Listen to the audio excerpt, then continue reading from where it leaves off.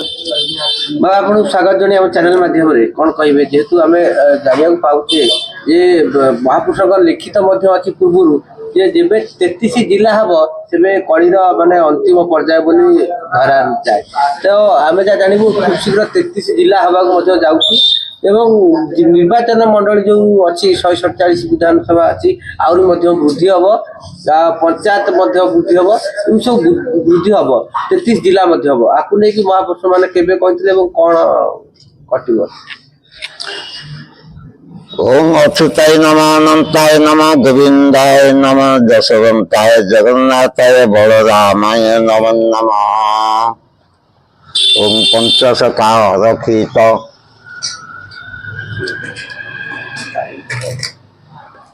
आमर महापुरुष मान कहते कहले 32 जाई जेबे 33 जानबू कली उत्पात कली 3 भागे नाश जीव सुन राम दास 32 जाई जेबे 33 हम 33 जिला हम आउ 33 कोटी देवादेवी भी मध्य जन्म नहीं से खेल करेंगे 33 रे समस्त पूर्णांग हम बोलिकी आमर कहते अच्युत गोस्वामी 3 33 3 36 आ 36 कतु 46 नूतन युग चलिब 36 रु अंक 6 वर्षर हम अंक 6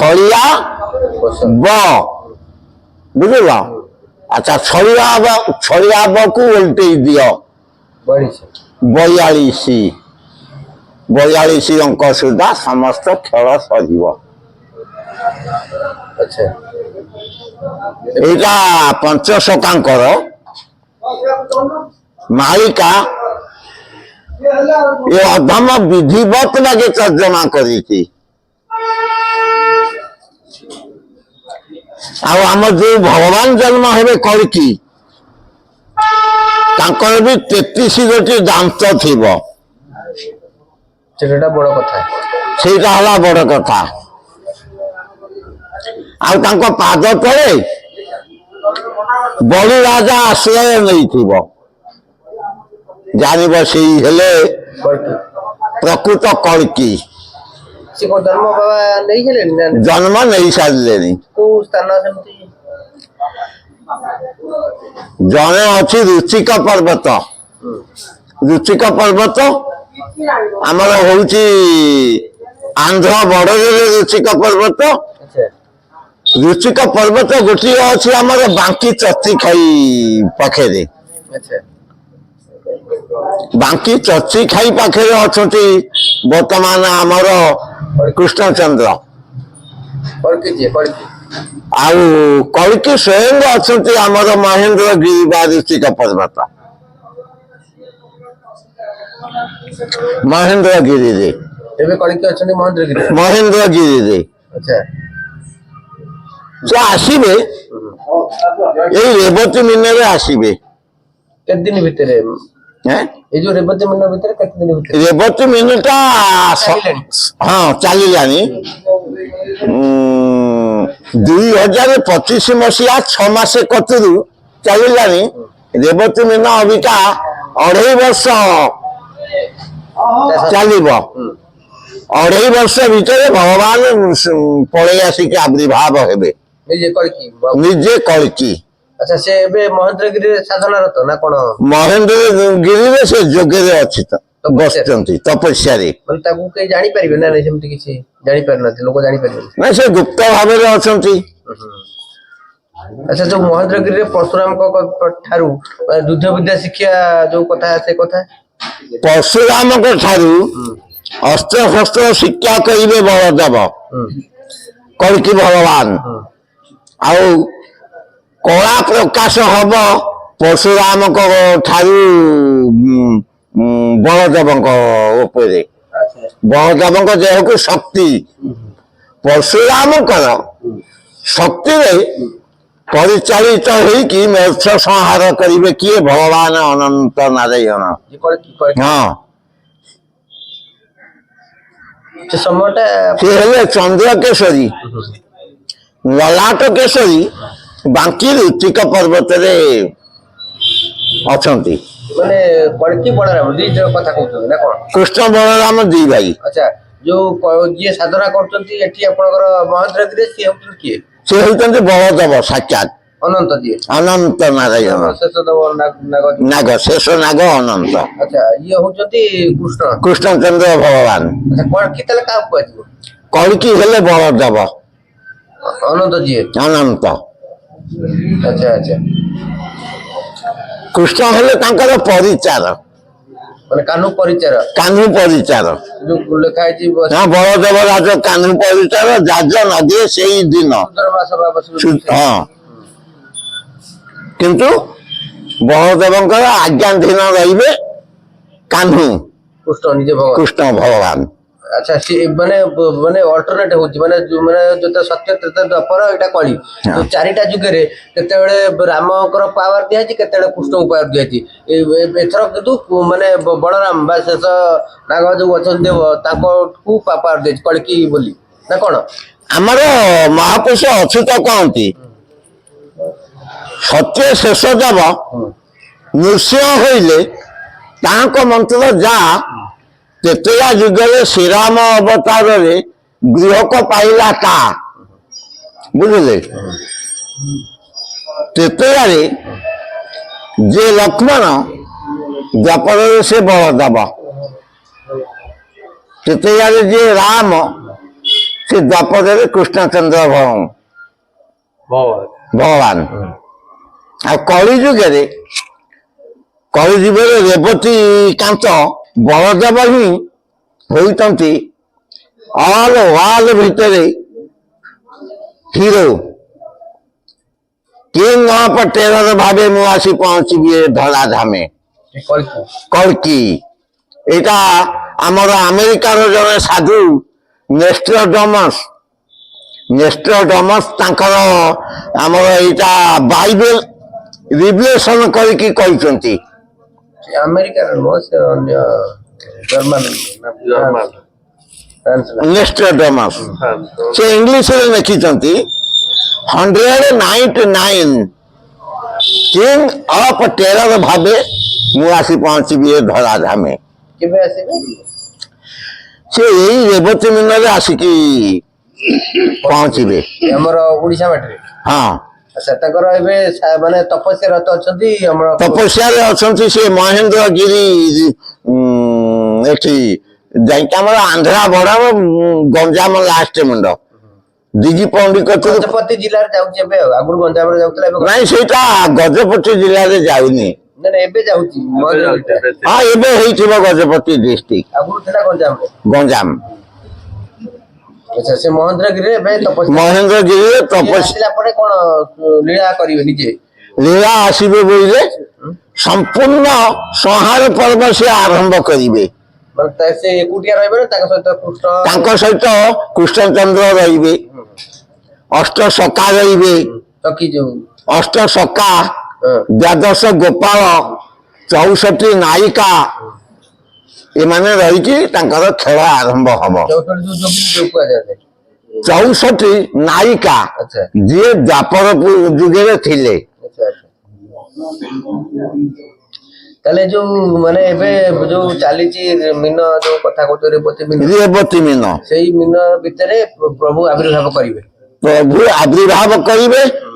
ଆମର ଶିଶୁ ଅନନ୍ତକ ମାଳିକା ପ୍ରମାଣ ଅନୁସାରେ ଯେ ବୁଦ୍ଧ ପୂର୍ଣ୍ଣମାରେ ଆସିକି ପହଞ୍ଚିବେ ବୋଲିକି ପ୍ରମାଣ ଦଉଛି। ବୈଶାଖ ପୂର୍ଣ୍ଣମା, ଏବେ ଏଇ ଯୋଉ ଚନ୍ଦନ ପୂର୍ଣ୍ଣମାଟା ହେଲା ବୁଦ୍ଧ ପୂର୍ଣ୍ଣମାରେ। ବୁଦ୍ଧ ପୂର୍ଣ୍ଣିମା ଏବେ ଆସିବ ନା? ନାଇଁ, ଚୈତ୍ର ପୂର୍ଣ୍ଣମା ପରେ ଯୋଉ ପୂର୍ଣ୍ଣମା ଆସୁଛି ବୈଶାଖ, ବୁଦ୍ଧ ପୂର୍ଣ୍ଣିମା ସେଇ ଏଇ ଚଳିତ ଏଇ ବର୍ଷ ତ ହଁ ଏଇ ବର୍ଷ ପ୍ରଭୁ ଫାଇନାଲ ହଁ ପୁରା ଏଇଟା ନିଶ୍ଚିତ ନିଶ୍ଚିତ ମାନେ ଯେତେବେଳେ କଳିକି ନିଜେ ଆସିବେ ସେଠୁ ତପସ୍ୟା ମାନେ ସାରି ଏଠି କଣ ସଂଗାର ତ ନିଶ୍ଚିତ ଆରମ୍ଭ ହେଇଯିବ। ନିଶ୍ଚିତ ସଂଗ୍ରାମ ଆରମ୍ଭ ହବ।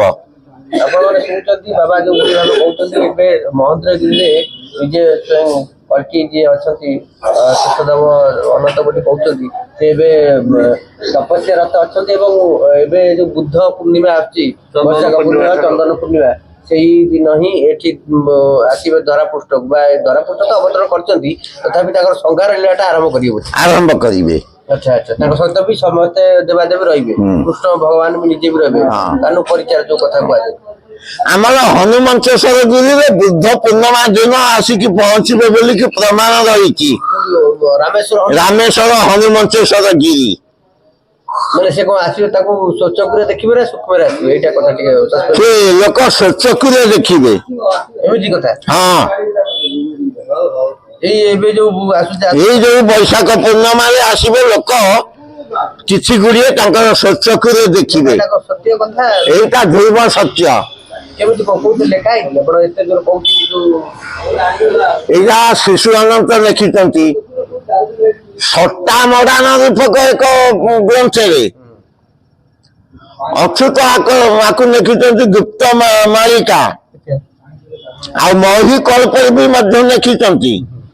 ନାଇଁ ରାମେଶ୍ୱର ଯୋଉ ହନୁମଞ୍ଚେଶ୍ୱର ଆସିବାଟା ଏଇଟା କଣ ଲେଖା ହେଇଛି ଲୋକ ହନୁମଞ୍ଚେଶ୍ୱର ଟା ହେଲା ଆମର ନାଭି କମଳ ପୃଥିବୀର ସମସ୍ତେ ସବୁ ଦର୍ଶନ କରିପାରିବେ ସମସ୍ତେ କେମିତି କରିପାରିବେ କିଛି ଗୁଡିଏ ଲୋକ ଦର୍ଶନ କରିବେ ଗୁପ୍ତରେ ଜାଣିବେ ତାଙ୍କର ଯିଏ ଭକ୍ତ ସେଇମାନେ ହିଁ ଦର୍ଶନ କରିବେ ଅନ୍ୟମାନେ କେହି ଜାଣିପାରିବେନି କିନ୍ତୁ ଆସିବାଟା ନିଶ୍ଚିତ ଆସିବାଟା ଧ୍ରୁବ ସତ୍ୟ। ଆଚ୍ଛା ଆଚ୍ଛା ଆଚ୍ଛା ଆଚ୍ଛା ତାପରେ କଣ ହବ ଏଠୁ ଆସିଲା ପରେ ଆଉ କୋଉ ଯିବେ ସେମିତି କିଛି ଭକ୍ତ ମେଳି କରିବେ ଭକ୍ତ ମେଳି କରିବେ 7 ଜାଗା ଯଜ୍ଞ କରିବେ ଆଳିରେ ଆଳି ଓଳାବରରେ ଯଜ୍ଞ କରିବେ ସେଇଟା ପଦ୍ମକାନନ ବୋଲିକି ପ୍ରମାଣ ଅଛି। ଆଚ୍ଛା ଯଜ୍ଞ କରିବେ ଆମର ଦଶାଶନି ଘାଟ ଯାଜପୁର ବୈତରଣୀ ଯଜ୍ଞ ବି ରାମେଶ୍ୱର ପାହାଡରେ ହବ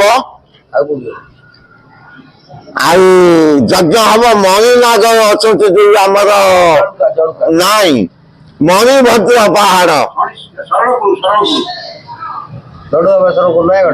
ନୟାଗଡ଼ ଡିଷ୍ଟ୍ରିକ୍ଟ ଯଜ୍ଞ ହବ ଶେଷ ଯଜ୍ଞଟା ହବ ଜଳୁକାରେ ଭକ୍ତ ପରୀକ୍ଷା ହେବେ ଜଳୁକାରେ। ଅମରାବତୀରେ କିଛି କାର୍ଯ୍ୟ ଅଛି ନା ନାଇଁ ଅମରାବତୀରେ ସମର ହୋଇବ ଛତିଆରେ ହନୁମାନ କୈବଲ୍ୟ ମନ୍ତ୍ର ଜପ କରିଥିବେ 5-3 ଜନ ଏଟା 13 ଜନ୍ମ ଶରଣ ଅଚ୍ୟୁତଙ୍କ ଲେଖା ଅମରାବତୀରେ ସମର ଲାଗିବ।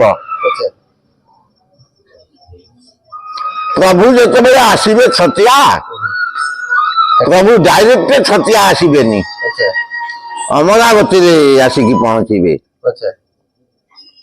ଅମରାବତୀରେ ରହିବା ଭିତରେ ସେଇଠି 2 ଦଳ ହେଇଯିବେ 2 ଦଳ ଛତିଆ ବାଲା ଗୋଟା ଦଳ ଅମରାବତୀ ବାଲା ଗୋଟା ଦଳ 2 ଦଳ ହେଇକି ତାଙ୍କ ଭିତରେ ଚାଲିବ ସଂଘର୍ଷ ରକ୍ତ ନଦୀ ବହିବ ଅମରାବତୀରେ। ସେ 2 ଦଳ ମାନେ କଣ ସେ ପ୍ରଭୁଙ୍କର ଯୋଉ କଳକି ଧରିକି ସିଏ ଗୋଟେ ଦଳ ଆଉ ଗୋଟେ କିଏ ଆଉ ଗୋଟିଏ ଦଳ ହେଲେ ଗାଦି ବାଲା ଛତିଆ ଗାଦି ବାଲା। ଆଚ୍ଛା ଆଚ୍ଛା ଆଚ୍ଛା କିନ୍ତୁ ଛତିଆ ବଟକୁ ଆସିବେ ଏଇଟା ଧ୍ରୁବ ସତ୍ୟ କିନ୍ତୁ ଏ 2 ଜଣଙ୍କ ସମର ଲାଗିବ ସମରରେ ଫାଇନାଲ ହେଲେ ପ୍ରଭୁ ଆସିବେ ଛତିଆ ସେତେବେଳେ ଜୋର ହଣା କଟା ବି ଚାଲିବ ହଣା କଟା ବୋଇଲେ ସଂଘର୍ଷ ଉପରେ ସଂଘର୍ଷ ଜୋର ସଂଘର୍ଷ ହବ ସେଠି କେବେ ସେ ସମୟଟା ତଥାପି ସେ ସମୟଟା 32 ଭିତରେ। ଆଚ୍ଛା ଆପଣ ଯୋଉ କହିଲେ ଆସିବେ ଯୋଉ ଏବେ ଆସିବେ କଳକି ନିଜେ ଲୀଳା ହବ ଏବେଠାରୁ 2026 ରୁ ଷ୍ଟାର୍ଟ ହେଇଯାଉଛି ପୁରା 32 ପର୍ଯ୍ୟନ୍ତ ଚାଲିବ ଜୋରଦାର। 32 ରୁ 33 ଭିତରେ ସବୁ କାମ ଚାଲିବ, ମାନେ ସଂଘର୍ଷ ଟଣା ଘନା। ଆଚ୍ଛା, ଏଇ ଯୋଉ କଥା କହିଲେ କି ଆପଣ ଯୋଉ 26 ରେ ଯୋଉ ରେବତୀ ଦିନରେ କିଛି ସାରା ବିଶ୍ୱ ପାଇଁ, ଭାରତ ପାଇଁ, ଓଡିଶା ପାଇଁ କ୍ଷତି ଘଟିବ? ଏଇ ଖୁବ ନିକଟ ଭବିଷ୍ୟତରେ ଦେଖନ୍ତୁ କ୍ଷତିଟା। କଣ କୋଉ ପ୍ରକାର କ୍ଷତି? ଯୁଦ୍ଧ ଭିତରେ କ୍ଷତି ନା ପ୍ରାକୃତିକ ବିପର୍ଯ୍ୟୟରେ କ୍ଷତି? ପ୍ରାକୃତିକ ବିପର୍ଯ୍ୟୟ ହବ, ଏବେ ମଧ୍ୟ ଯୁଦ୍ଧ ବି ହବ। ଓଡିଶାରେ ବି ପ୍ରଭାବ ପଡିବ? ପ୍ରଭାବ ପଡିବ 3 ମାସ ଭିତରେ ଦେଖନ୍ତୁ। 3 ମାସରେ କଣ ହବ? এইଭଳି ପ୍ରଭାବ ହବ। ମାନେ ଓଡିଶାରେ ବି ହବ, ସାରା ଭାରତ ବର୍ଷରେ ବି ହବ, ବାହାର ଦେଶରେ ବି ହବ, ସାରା ବିଶ୍ୱରେ ବି ହବ। ସାରା ବିଶ୍ୱରେ। ଆଚ୍ଛା, ଆମ ଭାରତ ସହିତ କାହାର ଯୁଦ୍ଧ ଏବେ ହବାର ଅଛି ଚାନ୍ସ? ଏବେ ଭାରତ ସହିତ କାହାର ଯୁଦ୍ଧ ହବ ବୋଲି ଆପଣ? ବର୍ତ୍ତମାନ ଭାରତର ଆଉ ଆମର ଆମେରିକା ରଷିଆ ବର୍ତ୍ତମାନ ଟକରା ଟକରି ହେଇକି ଅଛନ୍ତି। ଆଚ୍ଛା, ଇରାନ ବି ଅଛି ତା ଦେହରେ? ଇରାନ ବି ଅଛି। ଆଉ ଏଇ ଦୁଇ ଜଣଙ୍କ ଭିତରେ ଯୁଦ୍ଧ ହବ, ତା ଭିତରେ ଭାରତ ବାସୀଙ୍କୁ କିଛି ଭାଗ ପଡିବ। ଭାଗ ମାନେ ବୁଝିହେଲାନି? ଭାଗଟା କୋଉଟା କଣ? ଏ ଯୁଦ୍ଧରେ ଅଂଶଗ୍ରହଣ କରିବ ଭାରତ। ଆଚ୍ଛା, ସେଠୁ ଭିତରିଆ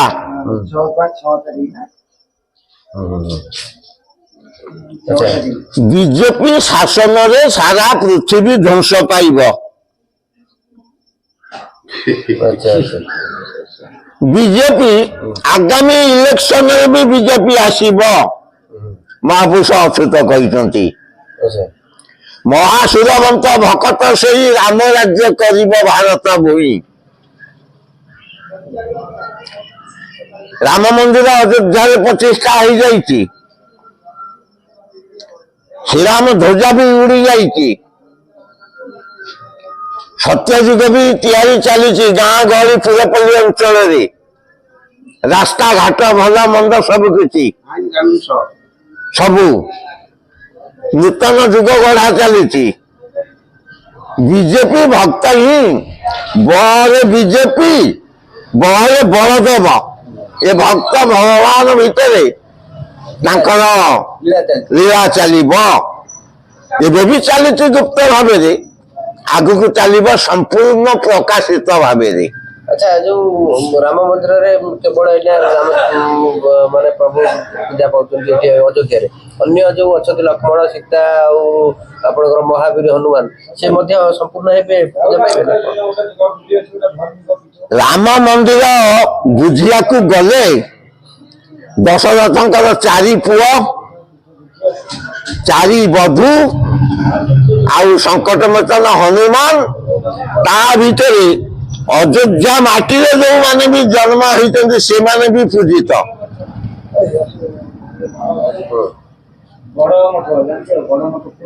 ମହାପୂର୍ଣ୍ଣ ଭୂମି ଅଯୋଧ୍ୟା।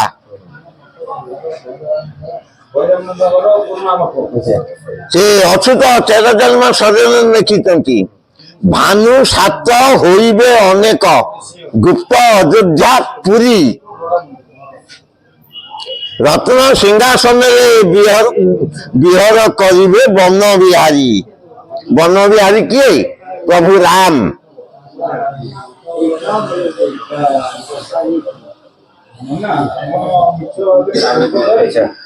ତାହେଲେ ସେଟା ଟିକେ ବୁଝେଇ କହୁଛି, ଯୋଉ କଥାଟା କହିଲେ ସପ୍ତ ଯୋଉ ବନ ବିହାରୀ, ସେ ଯୋଉ ସପ୍ତ ସୂର୍ଯ୍ୟ ନା କଣ ଭାନୁ, ସୂର୍ଯ୍ୟଙ୍କର ତେଜ ଏଭଳି ହବ ଯେ 7ଟି ସୂର୍ଯ୍ୟଙ୍କର ତେଜ ବୃଦ୍ଧି ପାଇବ